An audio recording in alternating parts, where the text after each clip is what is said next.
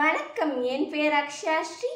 நான் கிருஷ்ணகிரி மாவட்டம் ஓசூரில் உள்ள சென்ட் ஜோசப் அகாடமியில் 7ஆம் வகுப்பு பயின்று வருகிறேன். இன்று நான் பேசப்போகும் தலைப்பு என் கனவு என் இந்தியா.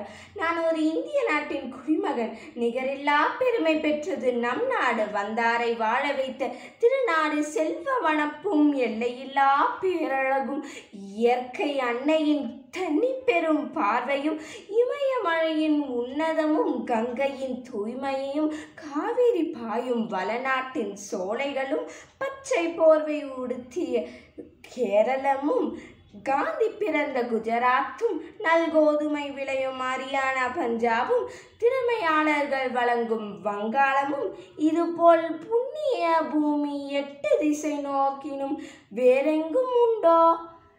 இந்தியாவின் தேசிய குணம். நான் ஒரு இந்தியன். நான் எனது தாயகத்தை நேசிக்கிறேன். நான் அதை உலகில் ஒரு சிறந்த நாடாக மாற்ற விரும்புகிறேன்.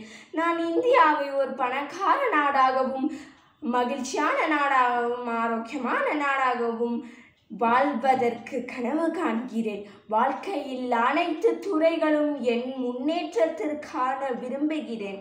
இன்று மக்கள் நமது சொந்த நலன்களை பற்றி சிந்திக்காமல் நமது சமூகத்தின் ஒட்டுமொத்த மேம்பாட்டிற்காக நாம் நினைப்போம். நமது நாடு விஞ்ஞானம் மற்றும் தொழில் துறைகளில் பின்தங்கி உள்ளது.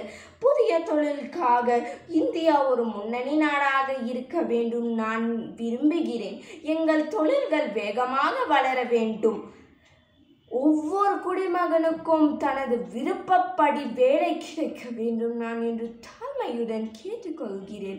இது என் கனவு மட்டுமல்ல, நாட்டை நேசிக்கும் ஒவ்வொரு இந்தியனின் கனவும் இதுதான். என் தேசம் எந்த ஒரு நாட்டிற்கும் அடிமையாய் இருக்கக்கூடாது. என் தேசத்தின் பெருமையை மறக்க உலகின் பல முன்னணி நாடுகள் ஒன்று சேர்ந்து உழைத்து கொண்டிருக்கிறது. ஏற்கனவே என் தேசத்தின் பல பொக்கிஷங்கள் களவாடிப்பட்டு விட்டன. சிலர் முற்றிலும் அழிக்கப்பட்டு விட்டன. என் தேசத்தின் வரலாறு அழிக்கப்பட்டு கொண்டிருக்கிறது.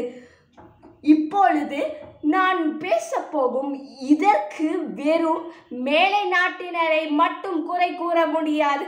நாட்டை அழிக்க அவர்கள் சூத்திரதாரிகளே தவிர சீனாவிற்கு குன்ஃபு கற்றுக் கொடுத்தவர் ஒரு தமிழன் என்று ஒரு திரைப்படம் வந்த பிறகே நமக்கு தெரிகிறது. அப்படியெனில் நமது இந்த அளவிற்கு நம் வரலாறு மறந்து கொண்டிருக்கிறோம் என்று தெரியுமா?